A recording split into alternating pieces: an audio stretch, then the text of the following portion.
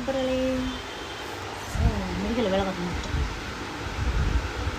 டீயை குடிச்சிட்டு போங்கன்னு பார்த்து கைலாஸ் போய் இல்லைப்பா ஊருக்கு போயிட்டார். தமிழ்நாடு சுற்றுறது. ராமேஸ்வரம், மதுரை, பெரிய பெரிய ஊரா சுற்றுறதுக்கு போயிட்டாருங்க. அவங்க டேடி இருக்காரு.